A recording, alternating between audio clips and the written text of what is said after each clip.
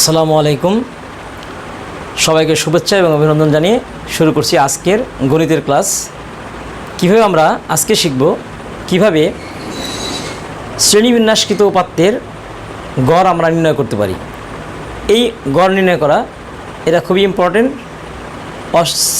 ষষ্ঠ থেকে একদম দশম শ্রেণী পর্যন্ত সব ক্লাসেই কিন্তু এই গড় নির্ণয় করার পদ্ধতি শেখানো হয় এবং শেষ চ্যাপ্টার শেষ অধ্যায়ে ষষ্ঠ থেকে দশম শ্রেণী পর্যন্ত সব ক্লাসেই এই গড় নির্ণয়ের পদ্ধতি আমাদের শিখতে হয়।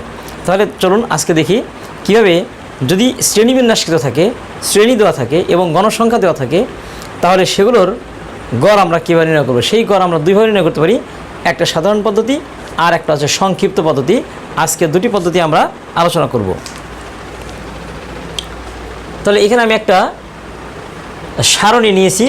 এই মূল সারণীতে শ্রেণী ব্যাপ্তি অর্থাৎ শ্রেণীর যে ঘর এইটা আর গণসংখ্যা এই ঘরটা দেওয়া ছিল, বাকিগুলো আমাদের করে নিতে হবে। আমি সময়ের জন্য এটা করে রেখেছি, ছকটা কমপ্লিট করে রেখেছি। তাহলে এখানে আমাদের প্রথমে লিখতে হবে শ্রেণী ব্যাপ্তি, যেটা আমাদের সারণী হিসেবে দেওয়াই থাকবে। এটা আমরা সিরিয়ালি জাস্ট বসাই দিব শ্রেণী ব্যাপ্তি। এরপরের ঘর হচ্ছে শ্রেণী মধ্যবিন্দু বা শ্রেণী মধ্যমান, এটাকে আমরা এক্স দিয়ে প্রকাশ করি। শ্রেণীর মধ্যমান এক্স আই, শ্রেণীর মধ্যমান বা শ্রেণীর মধ্যবিন্দু লিখলে চলবে এক্স আই। তাহলে এটা আমরা কীভাবে বের করব? এখানে যে শ্রেণীটা দেওয়া আছে 45, 49, তাহলে নিম্ন সীমা হচ্ছে 45 আর উচ্চ সীমা হচ্ছে 49। এই দুইটা যোগ করে 2 দিয়ে ভাগ করলে আমরা পাবো 47। তাহলে শ্রেণীর মধ্যবিন্দু বা শ্রেণীর মধ্যমান নির্ণয় করার এটাই হলো পদ্ধতি, যে শ্রেণীর যে নিম্ন সীমা এবং উচ্চ সীমা এই দুইটা আমরা যোগ করব, যোগ করে 2 দিয়ে ভাগ করব। যেমন এখানে আছে 45, 49, এই দুইটা যোগ করে 2 দিয়ে ভাগ করলে হবে 47। ঠিক একইভাবে 50, 54, এই দুইটা যোগ করে 2 দিয়ে ভাগ করলে হবে 52। এই দুইটা করার পরে বাকিগুলো কিন্তু আমরা লিখতে পারবো। এটা যে 47, এরপরে 52, ডিফারেন্সটা কত? ডিফারেন্সটা হচ্ছে 5। তাহলে 5 করে ডিফারেন্স হয়ে যাচ্ছে। তাহলে 5 করে আমি যোগ করে দিলেই পরেরগুলো লিখতে পারবো। 47, 52, 52-র সাথে 5 অ্যাড করে হবে 57, 57-এর সাথে 5 অ্যাড করে হবে 62, 62-র সাথে 5 অ্যাড করে হবে 67, 67-এর সাথে 5 অ্যাড করে হবে 72। তাহলে আবার বলছি যে আমরা শ্রেণী ব্যাপ্তি বের করার পরে বের করবো শ্রেণী মধ্যমান বা শ্রেণী মধ্যবিন্দু, এটাকে আমরা এক্স দিয়ে প্রকাশ করি। এটা বের করার নিয়মটা বলে দিলাম, যে প্রথম নিম্ন সীমা এবং উচ্চ সীমা যোগ করে 2 দিয়ে ভাগ। এটা করলে আমরা এই ঘরটা পেয়ে যাব। থার্ড ঘর হচ্ছে গণসংখ্যা, এটাকে আমরা এফআই লিখব এবং এটা কিন্তু সারণী হিসেবে দেওয়াই থাকবে। তাহলে এফআইটা সারণী হিসেবে দেওয়াই থাকবে, আমাদের শ্রেণী মধ্যমানটা করে নিতে হবে। তাহলে এটা সারণীর মধ্যে দেওয়াই থাকবে। এই সবগুলো যোগ করে আমরা নিচে নেব এন। যেহেতু 60 জন শিক্ষার্থী ছিল, সারণীর মধ্যে বলা ছিল 60 জন শিক্ষার্থীর গণসংখ্যা সারণী দেওয়া আছে, এই জন্য এই সবগুলো যোগ করলে হবে এন সমান 60। এরপরে যে ঘরটা আমাদের করতে হবে এফআই এক্সআই, এটা আমরা কীভাবে করব? তাহলে এই যে এফ আইয়ের যে ঘরটা এখানে আছে 4 আর এখানে আছে এক্স আইয়ের যে ঘরটা এখানে আছে 47। তাহলে যেহেতু লেখায় আছে এফআই এক্সআই, তার মানে এই এফআইয়ের সাথে এই ঘরের সাথে এই ঘর গুণ করে আমরা এই ঘরটা লিখব। তাহলে 47-এর সাথে 4 গুণ করে 182, আবার 52-র সাথে 8 গুণ করে 160, 160 হবে 116। তাহলে 52-র সাথে 8 গুণ করে 416, এইটা হবে। এইভাবে এই ঘরের সাথে এই ঘর গুণ করে আমরা এটা লিখব, এটার সাথে এটা গুণ করে এটা লিখব, এটার সাথে এটা গুণ করে এটা লিখব, এটার সাথে এটা গুণ করে এটা লিখব। তাহলে এই ঘরটা আমরা পূরণ করবো এভাবে। এটা আমরা পূরণ করলাম এফআই এক্সআই। তাহলে এফআই এর সাথে এক্সআই গুণ করে আমরা এটা করব, এটার সাথে এটা গুণ করে এটা করব, এটার সাথে গুণ করে এটা করব। তার মানে এক্সআই এর ঘর আর এফআই এই দুটা ঘর গুণ করে আমরা এই ঘরটা করব। এই ঘরে যা আসবে সবগুলো, এই চিহ্নটার নাম হচ্ছে সামেশন। তাহলে এই চিহ্নটার নাম হচ্ছে সামেশন চিহ্ন, সামেশন অফ এফআই এক্সআই। তার মানে এই ঘরে যা আছে সবগুলো আমরা যোগ করব। তাহলে এই ঘরের যা আছে সবগুলো যোগ করলে আমরা পাবো 3650। তাহলে এই চিহ্নটার নাম হচ্ছে সামেশন, সামেশন মানে হচ্ছে সমষ্টি। তার মানে এই ঘরের যা যেগুলো আছে সবগুলো আমরা যোগ করে পাবো 3650। এখন সহজ পদ্ধতিতে বা সাধারণ পদ্ধতিতে গড় নির্ণয় করার জন্য আমাদের এটুকু লাগবে। সাধারণ পদ্ধতিতে গড় নির্ণয় করার জন্য আমাদের এই পর্যন্ত করলেই চলবে, এটুকু আমি পরে দেখাচ্ছি। তাহলে সাধারণ পদ্ধতিতে গড় নির্ণয় করার জন্য আমাদের এই পর্যন্ত ঘরটা করলেই হয়ে যাবে। তাহলে গাণিতিক গড় এটা লিখবো এক্স বার, উপরে যে চিহ্নটা এটা বলে এক্স বার। তাহলে গাণিতিক গড় এক্স বার সমান সূত্র হচ্ছে summation of F I X I, summation of F I X I by N. তাহলে summation of F I X I এর মান হচ্ছে 3650, এটা আমরা এখানে বসাই দিলাম। আর এন এর মান হচ্ছে 60 আমরা এখানে বসাই দিলাম। তাহলে এটাকে 60 দিয়ে ভাগ করলে ডিভাইড করলে হবে 60.83। তাহলে সাধারণ পদ্ধতিতে আমাদের গড় নির্ণয় হয়ে গেল।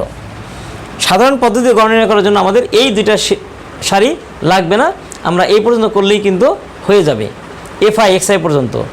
এখন যখন বলবে সংক্ষিপ্ত পদ্ধতিতে গড় নির্ণয়, তখন আমাদের পরবর্তী দুইটা ধাপ লাগবে। এখন আমরা বাদ দিয়ে দিতে পারি, এই ঘরটা কিন্তু সংক্ষিপ্ত পদ্ধতিতে গড় নির্ণয়ের ক্ষেত্রে লাগবে না। সংক্ষিপ্ত পদ্ধতিতে গড় নির্ণয়ের ক্ষেত্রে আমাদের নতুন আরও দুইটা ঘর লাগবে। একটা হচ্ছে বিচ্যুতি। তাহলে এখানে আমরা দেখছি একটা ঘর হচ্ছে বিচ্যুতি, বিচ্যুতিকে আমরা লিখব ইউআই দিয়ে। আচ্ছা, এখন এখানে যে ঘরটা আছে 1 2 3 4 5 6টা শ্রেণী, এই শ্রেণীর 6টা শ্রেণীর মাঝামাঝি যে কোনো একটা শ্রেণীকে আমরা অনুমিত গড় বের করার জন্য এটা নিব। মাঝামাঝি হয় এই শ্রেণী নেব, না হয় এই শ্রেণী নেব, যে কোনো একটা শ্রেণীকে আমরা লিখবো এখানে এ, অনুমিত গড়, এটাকে বলা হয় অনুমিত গড়। তাহলে এ লিখবো, মাঝখানে এটাও লিখতে পারি এটাও লিখতে পারি, এখানে আমরা লিখবো এ। যে ঘরে আমরা এ লিখবো ঠিক সেই ঘর বরাবর এইখানে লিখবো 0। তাহলে আবার একটু বলছি যে অনুমিত গড় নেওয়ার জন্য এই 6টা শ্রেণী আছে, 1 2 3 4 5 6টা, এই মাঝখানের দুইটার যে কোনো একটা আমরা এ লিখবো। এ লিখে যে ঘরে আমরা এ লিখবো এ হচ্ছে অনুমিত গড়, যে ঘরে আমরা এ লিখবো ঠিক সেই ঘর বরাবর এই বিচ্যুতির এখানে 0 লিখবো। আচ্ছা, এখন উপরের ঘরগুলো কীভাবে লিখবো? মাইনাস দিয়ে, -1 -2, নিচের ঘর লিখবো 1 2 3। এইভাবে আমরা বিচ্যুতির ঘরটা লিখবো। এবং এরপরে আছে এফ আই ইউআই, তো লেখায় আছে এফ আই ইউআই, তার মানে এফ আই এর ঘর হচ্ছে আমাদের এইটা, আর ইউআই এর ঘর হচ্ছে এইটা। এখন এটার সাথে এটা গুণ করব, গুণ করে তাহলে 4 -2 গুণ করলে -8, 8 -1 গুণ করলে হবে -8, 10 আর 0 গুণ করলে হবে 0। এইভাবে এটার সাথে এটা গুণ করে এটার সাথে এটা গুণ করে আমরা এই ঘরটা পূরণ করব। তাহলে আবার বলছি, তাহলে বিচ্যুতির ঘর পূরণ করার পরে ইউআইয়ের সাথে এফ আই গুণ করে আমরা এই ঘরটা লিখব। এই ঘরের যা আছে এই সবগুলো আমরা অ্যাড করব। এই অ্যাডটা কীভাবে করব? আগে প্লাসগুলো করব, যেমন 20 আছে, 24 আছে, 18 আছে, এই তিনটা যোগ করে আবার 8 8 হবে -16, -8 -8, তাহলে -8 -8 হবে -16, আর এগুলো আমরা যোগ করব। তারপরে আবার এটার থেকে এটা বিয়োগ করে আমাদের ফাইনালি রেজাল্ট হবে 46। তাহলে ফাইনালি এখানে আমাদের রেজাল্টটা বসাতে হবে 46। তাহলে এখানে প্লাস মানও আছে মাইনাস মান আছে, প্লাসগুলো আগে অ্যাড করব, সেটা থেকে 8 8 -16 হয়।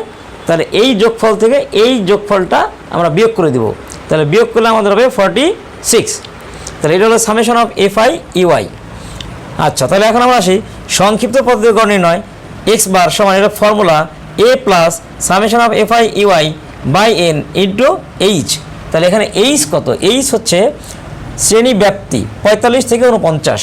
তাহলে 45 থেকে 49 এটা আমরা বের করব, 49 থেকে 45 বিয়োগ করব। 49 থেকে 45 বিয়োগ করলে হয় 4, 4-এর সাথে 1 যোগ করলে হয় 5।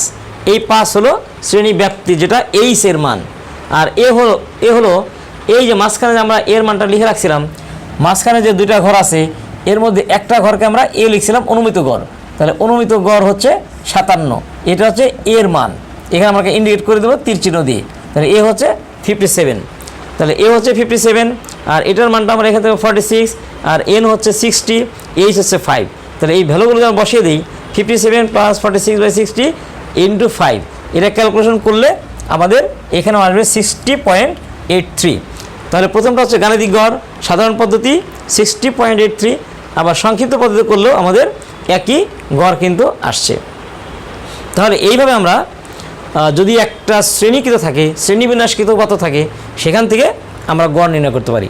তাহলে গড় নির্ণয় তাহলে দুটো পদ্ধতি আমার আগের ভিডিওতে আছে, যে যদি অবিন্যস্ত থাকে ডাটাগুলো, সেখান থেকে আমরা কীভাবে গড় নির্ণয় করব, এবং যদি শ্রেণীবিন্যাসকৃত, আজকে আমরা শিখলাম যদি উপাত্তটা শ্রেণীবিন্যাসকৃত থাকে, সেখান থেকে আমরা কীভাবে গড় নির্ণয় করব সাধারণ পদ্ধতি এবং সংক্ষিপ্ত পদ্ধতি।